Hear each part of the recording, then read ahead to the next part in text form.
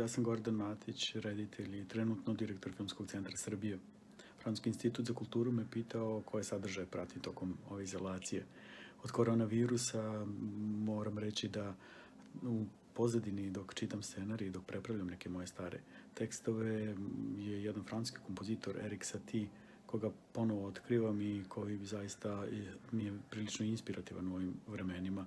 Takođe jedan bend koji se dosta vrti na mojoj YouTube listi ovih dana je francuski bend, kod nas prilično nepoznat, shvatio sam da je u Francuskoj već od 80. godine jako popularan, to je Indochine.